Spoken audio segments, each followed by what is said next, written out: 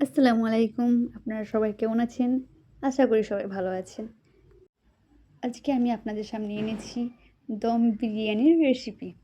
সেই জন্য আমি নিয়েছি এখানে ১ কিলো মাংস, ১ কিলো আলু আর এটা হচ্ছে রেডি কাউ টক দই। প্রথমে আমি দিয়ে দিব ২ চামচ আদা পেস্ট। আমি এরপরে দিয়ে দেব ২ চা চামচ লবণ। এরপরে আমি দিয়ে দেব ২ চা চামচ লঙ্কা গুঁড়ো। আমি এটা এখানে হলুদটা দিচ্ছি না। আমি বিরিয়ানির মাংসতে আমি হলুদ ব্যবহার করি না। আর ২ চামচ জিরা গুঁড়ো দিয়ে দিয়েছি। এখানে আমি ৩ চামচ দেবো টক দই দিয়ে ভালো করে মাংসটাকে ম্যারিনেট করে নেব। এটাকে আমি ১ ঘন্টা রেস্টে রেখে দেবো। এদিকে আমি নিয়ে নিচ্ছি ১ কিলো চাল। চালটাকে আমি ধুয়ে রেখে দেবো।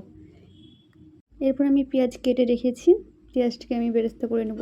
একটু বেশি নিয়েছি কেননা আমি একটু মাংসতেও দেবো বেরেস্তা, তো সেই জন্য একটু বেশি ভেজে নিচ্ছি।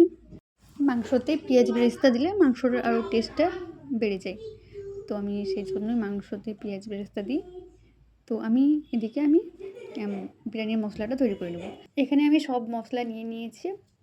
আমি প্যাকেটের মশলা ব্যবহার করি না, আমি বিরিয়ানির মশলা বাড়িতে তৈরি করি। অবশ্যই আপনারা এইভাবে একবার তৈরি করে দেখতে পারেন। এটাকে আমি হালকা গরম করে নেব, ভাজারও দরকার নেই। এটাকে এবার আমি পাউডার তৈরি করে নেব। এটা আমার হয়ে গেছে তৈরি করা। এটা আমি একটা কৌটোতে ঢেলে নিচ্ছি। এটা আমি ঢেলে নিয়েছি। হ্যাঁ, ওদিকে আমি প্রেসার কুকারে মাংসটা বসিয়ে দিয়েছিলাম, ওটা হয়ে গেছে মাংসটা, ওটা আপনাদেরকে দেখানো হয়নি। এবার আমি এটাই দেবো গরম মশলা গুঁড়ো আর পেঁয়াজ বেরেস্তা করে রেখেছিলাম, ওটা আমি দিয়ে দিচ্ছি। এটাকে ভালো করে মিক্স করে নেব। তারপর আমি মাংসটাকে আরেকবার ভালো করে কষিয়ে নেব। তো আপনারা প্রেসার কুকার করতে পারেন মাংসটা, এবং হাঁড়িতেও করতে পারেন। আমার মাংসটা হয়ে গেছে কষানো। তারপর আমি আলুটাকেও সিদ্ধ করে রেখে দিয়েছিলাম। আলুগুলো সব ভেজেও নিয়েছি, তো ওটা আমি দেখাইনি কেন ভিডিওটা অনেক বড় হয়ে যাবে, সেই জন্য স্কিপ করে দিয়েছি। এদিকে আমি গরম জল বসিয়ে দিয়েছিলাম, জলটা বেশ অনেকটা গরম হয়ে গেছে। এখানে আমি কিছু গোটা মশলা অ্যাড করে দেবো। 2 টুকরো তেজপাতা, 2 টুকরো দারচিনি, 4টে এলাচ, 4টে লং এটা দিয়ে দিয়েছি। তারপর আমি এতে সাদা তেলও একটু দিয়ে দিয়েছি, ওটা আমার দেখানো হয়নি। আমি চালটা ধুয়ে রেখেছিলাম, চালটা আমি দিয়ে দিয়েছি। এবার কতজন পানি ফুটলেও চালটা দেয়, কিন্তু আমি পানিটা অনেকটাই গরম হয়ে গেছিলো, সেই জন্য চালটা দিয়ে দিয়েছি। ফিরে আসছি কিছুক্ষণ পর। চালটা 80% কুক হয়ে গেছে। এতে আমি কাজু কিশমিশ দিয়ে দেবো। এরপর আমি আর 10% কুক করে নেব। এটাকে নেড়ে দিচ্ছি। তারপর আমি ওভেনটা অফ করে এটাকে আমি 3 মিনিটের জন্য বা 4 মিনিটের জন্য ঢাকা দিয়ে রেখে দিই। এরপর আমি একটা বাটিতে দুধ নিয়ে নিয়েছি, একটু এতে মিঠাতে মিক্স করে দেবো।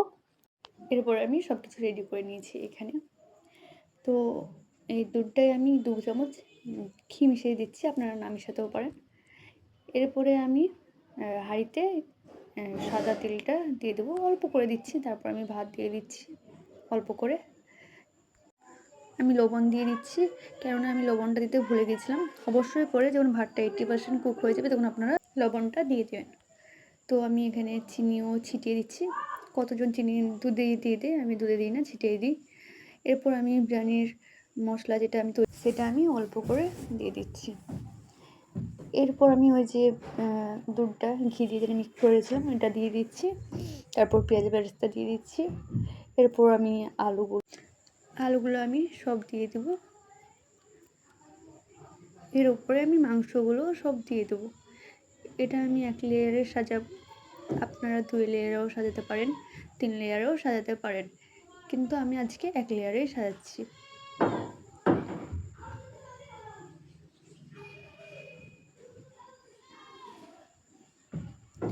আমি ভিডিওটা অনেক বড় হয়ে যাবে, সেই জন্য আমি একটু তাড়াতাড়ি করেছি এটা। এরপর আমি উপরে ভাতগুলো দিয়ে দেবো, কিছুটা ভাত রেখে দেবো, কেন এর উপরে লবণ আর চিনিটা ছিটিয়ে দেবো, আমি যেহেতু লবণটা দিতে ভুলে গেছিলাম। এরপরে আবার আমি ভাতটা দিয়ে দেবো। এবার আমি সব ভাতগুলোই দিয়ে দিয়েছি। তারপর আমি লবণ আর চিনি ছিটিয়ে দেবো অল্প করে। এরপরে আমি ঘি আর দুধ মিক্স করে রেখেছিলাম, ওটা দিয়ে দিচ্ছি। এরপর আমি এক চামচ একটু কম আমি গোলাপ জল দিয়ে দিচ্ছি। কেন, আমার কাছে কেওড়ার জলটা ছিল না, সেই জন্য আপনারা কেওড়া জলটাও দিতে পারেন। এখানে আমি বিরিয়ানির মশলা দিয়ে দিচ্ছি কিছুটা। তারপর আমি ভালো করে মিক্স করে নিলাম বিরিয়ানির মশলাটা। এরপর পেঁয়াজ পেস্তাগুলো আমি দিয়ে দিচ্ছি। এখানে লেবুর রস নিয়ে নিয়েছি, একটা লেবুর রস নিয়ে নিয়েছি বাটিতে। এতে আমি কালার মিক্স করব। একবার লেবুর রসে কালারটা মিক্স করে দেখবেন, বিরিয়ানির কালারটা দারুণ আসে। এখানে আমি কালারটা দিয়ে দিয়েছি, কারণ এটা আমার ভিডিওটা নেওয়া হয়নি। তো এই যে মধ্যে দিয়েছি, চারিপাশে একটু একটু ছিটিয়ে দিয়েছি। এদিকে আমি হাঁড়িটা বসিয়ে দিলাম। এখানে আমি চাটু দিয়েছি, কেন চাটুটা দিলে বিরিয়ানিটা লাগে না। আপনারা চাটুও দিতে পারেন, তো না দিতেও পারেন, লো ফ্লেমে দিয়ে রেখে দিতেও পারেন।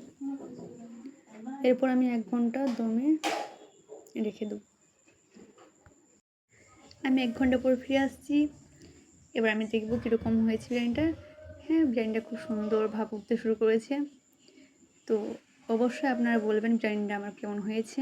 যদি কোথাও ভুল হয়ে যায় তো আমাকে ক্ষমা করবেন। তো অবশ্যই ভালো লাগলে শেয়ার করে দেবেন এবং কমেন্ট করবেন।